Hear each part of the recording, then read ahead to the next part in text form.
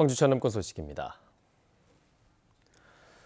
한 시민이 길에 쓰러진 여성을 발견하고 119에 신고했는데 경찰에 신고하라는 뜻밖의 답변을 받았습니다. 길에 쓰러진 여성을 술 취한 사람으로 판단한 건데 제때 응급처치를 받지 못한 이 여성은 결국 숨졌습니다. 배수연 기자의 보도입니다. 광주의 한 골목길, 경찰 순찰차 한 대가 지나갑니다.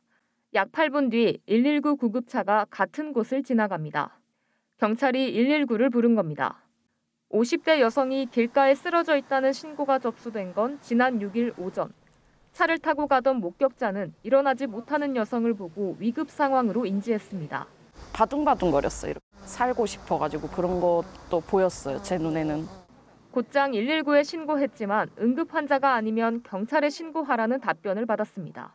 바로 119에 신고를 했는데 119 쪽에서는 술 취한 사람일 수도 있으니까 112에 신고를 해라 해서 다시 경찰에 신고를 하고 현장에 경찰이 도착하기까지 황금 같은 8분이란 시간이 흘렀습니다. 50대 여성이 쓰러진 채 발견된 골목입니다. 경찰이 도착했을 땐 이미 심정지 상태였습니다. 최초 소방 신고 시각 10시 8분. 경찰 신고와 도착, 다시 119 구급 요청을 거치면서 골든타임 17분이 흘렀습니다. 현행법상 주취자 등 비응급 환자에 대해서는 119 출동을 거부할 수 있지만 이 경우에도 병력과 증상 등을 종합적으로 보고 판단해야 합니다. 소방은 당황한 신고자의 전화 내용만 듣고 술 취한 사람으로 판단했습니다. 위중한 상황임을 설명듣지 못하고 더 이상 징후도 이제 발견할 수가 없어서 주취자로 판단. 유족은 분통을 터뜨립니다. 앞에 안 보이죠? 그나마 이제 두 사람이 그렇게 당한 것 자체도 황당한데 이해하기도 힘들지만은 만약에 저희가 경찰서에 전화를 안 오고 바로 긴급 출동으로 이렇게 현장에 갔었더라면 소방의 판단과 대응이 누군가에겐 생명의 골든타임을 갖느냐 못 갖느냐일 수 있습니다. KBS 뉴스 배수연입니다. 김영록 전남지사가 어제 한동훈 법무부 장관을 만나서 무안공항의 관문공항 도약과 호남권 국제행사 성공을 위해 외국인 무사증 입국 제도를 시행해달라고 요청했습니다. 또 조선과 농업인의 인력난이 심각하다며 외국 인력 도입 전담기관의 설치와 관련 제재의 완화를 건의했습니다. 이에 대해 한 장관은 무사증 입국 제도의 도입은 불법 입국을 확실히 방지하는 조치를 병행한 것을 전제로 적극적인 검토를 약속했습니다. 유권자들에게 명절 선물을 돌린 혐의로 구속된 이승옥 전 강진 군수가 검찰에 넘겨졌습니다. 전남경찰청 반부패 경제범죄수사 1대는 공직선거법 위반 혐의로 이 전 군수를 구속 송치하고 당시 읍면장 10명을 포함해 20명을 불구속 송치했다고 밝혔습니다. 이들은 지난해 설을 앞두고 이장 등 지역 주민 800여 명에게 사과 3,500만 원어치의 선물을 한 혐의 등을 받고 있습니다. 광양시가 물놀이장을 만들어 놓고도 물이 없어서 또 기계 고장으로 인해서 5년째 한 번도 문을 열지 못했다는 소식 얼마 전 전해드렸습니다. 그런데 물놀이장 인근에 조성된 자동차 야영장도 5년 동안 이용객을 단 한 명도 받지 못했습니다. 어떤 이유에서인지 이성각 기자가 취재했습니다. 5년 전 공사를 마치고도 처음 2년은 수영장에 채울 물이 없어서 그 후 2년은 코로나19 영향으로 올해는 기계고장까지 광양 백운제 물놀이 시설은 5년 동안 한 번도 문을 열지 못했습니다. 물놀이장 저수지 건너편에는 자동차 야영장도 같은 시기에 조성됐는데요. 그럼 5년이 지난 야영장은 제대로 운영되고 있을까요? 10억 원 가까이 투입된 자동차 야영장, 잡초가 자라 야영장 주차면을 분간하기 어렵습니다. 관리동이나 샤워장도 5년째 방치된 상태입니다. 한 달에 한 대여섯 번 정도 지나가기도 하는데 한 번도 사람들이 와서 뭐 놀고 간다든가 뭐 들어오는 차량도 본 적이 없고. 광양시가 2016년 땅 소유주인 농어촌공사와 연간 사용료 6천만 원에 계약하고 2018년 6월 야영장을 준공했지만 석 달 뒤부터는 사용료를 내지 않았습니다. 2019년 이후 코로나19 영향으로 문을 열지 못했다던 광양시는 뒤늦게 사용료 체납 때문이라고 털어놨습니다.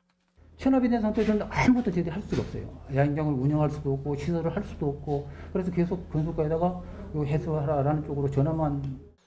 야영장 조성 당시에 아예 운영 계획 자체가 없었고 준공 후에는 토지 사용료와 운영 예산이 없어서 방치 상태로 5년이 지난 겁니다. 게다가 야영장 내 가건물 5동은 2019년 임시 존치 기간이 지났지만 3년째 사용 연장도 못한 사실상 불법 건축물입니다. 부지 사용료를 냈어야 되는데 그 사정상 이제 못 내는 여건이 되었습니다. 부지 매입이 좀 선행이 돼야 돼서 바로 연장 신청을 해결하도록 하겠습니다. 광양시는 매년 그랬듯 밀린 사용료와 부지 매입 비용을 예산에 반영하겠다는 말만 올해도 되풀이하고 있습니다. KBS 뉴스 이성각입니다. 광주와 전남 지역의 코로나19 하루 확진자 수가 지난 4월 이후 넉 달 만에 다시 10,000명을 넘어섰습니다. 보건당국은 이달 말까지 확산세가 계속될 것으로 전망되고 있습니다. 오늘부터는 광주의 임시선별검사소도 다시 문을 엽니다. 최혜진 기자입니다. 광주의 한 보건소 선별진료소입니다. 유전자 증폭 검사인 PCR 검사를 받는 사람들의 발길이 이어집니다. 지난 9일 광주의 신규 확진자 수는 11,000여 명. 최근 확진자가 눈에 띄게 늘더니 넉 달 만에 다시 10,000명을 넘어선 겁니다. 어제도 오후 6시 기준 확진자가 9,000명을 넘었습니다. 한 번 걸린 사람이 또 걸리는 재감염률도 지난 5월 1%에서 최근 5%대로 높아졌습니다. 확산세가 이어지자 지난 6월 중단한 광주 임시 선별검사소가 오늘부터 다시 문을 엽니다.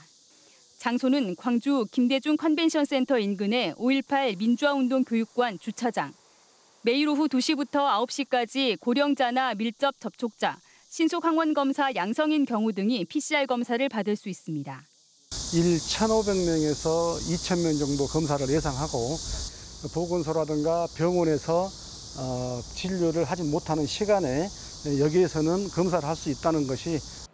보건당국은 코로나19 확산세가 이달 말까지 이어질 것으로 보고 있습니다. 전파력이 높은 오미크론 하위변이 BA.5가 유행하고 있고 휴가철도 겹쳤기 때문입니다. 최대한 30만 정도까지 생각을 하고 있는 것 같습니다. 또 이제 우리 시로 보면 지금은 이제 5,000명 정도인데 아마 우리 시도 6,000에서 한 9,000까지 가지 않을까 이렇게 지금 예측을 하고 있습니다. 광주시는 전국의 하루 확진자가 20만 명 이상 발생할 경우 생활치료센터도 다시 운영할 방침입니다. KBS 뉴스 최진입니다. 전남 지역의 학교들이 전면 등교 수업으로 2학기 학사 일정을 시작합니다. 전남교육청은 모든 학교가 2학기에도 정상 등교하는 것으로 결정했다며 다만 상황에 따라 학급 학년 단위의 원격 수업 등 유연한 학사 운영은 가능하다고 밝혔습니다. 한편 2학기 현장 체험 학습은 최소 70% 이상의 학부모 동의와 학교 운영위원회의 심의를 거쳐 추진됩니다. 광주시 교육청이 오는 2학기부터 학교 급식 단가를 7.4% 인상해서 지원합니다. 광주시 교육청은 최근 급등하는 식자재 물가에 맞춰서 학생들에게 안전한 급식을 제공하기 위해 오는 추경에 광주시와 함께 예산 28억 원을 확보해서 반영하겠다고 밝혔습니다. 추경안이 통과되면 친환경 농산물 구입비에 500원, 비유전자 조작식품 구입비에 100원이 더 투입돼서 초등학교의 경우 2,971원, 중학교는 3,449원, 고등학교는 3,392원, 특수학교는 3,752원을 무상급식비 단가로 지원받을 수 있습니다. 한국철도 광주전남본부가 오는 18일 호남선과 전라선의 추석 승차권을 온라인과 전화 등 100% 비대면 방식으로 판매합니다. 구매할 수 있는 승차권은 추석 연휴를 포함한 다음 달 8일부터 12일까지 운행되는 KTX와 ITX 새마을, 무궁화 열차 등으로 호남권과 전라선 등의 승차권입니다. 한편 경로자와 장애인 등은 16일부터 예매가 가능하며 전화 접수 마감 시간도 오후 1시에서 오후 6시로 연장됐습니다. 전남 광양 구례 곡성과 경남 하동 등 섬진강 주변 4개 시군이 섬진강권 통합 관광벨트 조성에 나섭니다. 4개 지자체 시장 군수들은 구례군 백두대간 생태교육장에서 정책 간담회를 열고 섬진강권을 하나의 관광 권역으로 발전시켜 나가고 재원 확보 등 대정부 활동도 공동 참여하는 내용의 결의문을 채택했습니다. 한복을 입고 한국 노래를 부르는 스페인 밀레니엄 합창단이 광주에서 공연을 펼칩니다. 광주 동구는 오는 19일부터 이틀 동안 문화전당 예술극장에서 스페인 밀레니엄 합창단의 내한 공연이 열린다고 밝혔습니다. 지휘자 임재식 씨가 1999년에 창단해서 한국 민요와 가곡을 부르는 스페인 밀레니엄 합창단은 이번 공연에서 임을 위한 행진곡도 부를 예정입니다. 광주 서부 농산물 도매시장이 처음으로 여름철 휴업을 시행합니다. 도매시장은 지난해 개정된 조례에 따라 이달 둘째 주인 토요일, 모레 휴업한다고 밝혔습니다. 휴업일에는 농산물 출하와 경매가 이루어지지는 않지만 시장 안에서 매장을 통해 농산물 매매는 가능합니다. 영광 한빛원전 4호기에서 발견된 깊이 157cm의 초대형 구멍을 메우는 보수공사를 앞두고 모의공사가 진행됐습니다.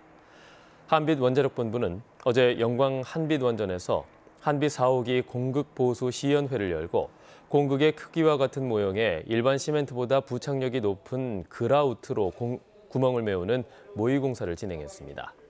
한빛원전은 그라우트 양생 과정을 거쳐서 열흘 뒤 구멍이 잘 메워진 게 확인되면 오는 22일 실제 보수공사에 돌입해서 올해 10월 말까지 완료할 계획입니다. 한편 시민사회단체는 기자회견을 열고 부실공사 의혹이 제대로 규명되지 않았고 한빛원전이 주민들과 약속한 상부돔 공급공사도 마무리되지 않았다며 보수공사를 중단하라고 촉구했습니다.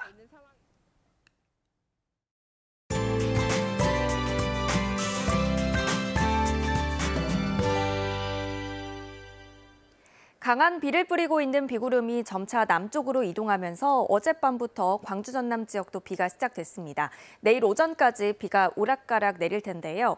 돌풍과 천둥 번개가 동반될 수 있겠고요. 우리 지역은 아직까지는 시간당 5mm 미만으로 많이 내리지는 않고 있지만 비구름이 발달하면서 시간당 30mm 안팎의 세찬 비가 쏟아질 수 있겠습니다.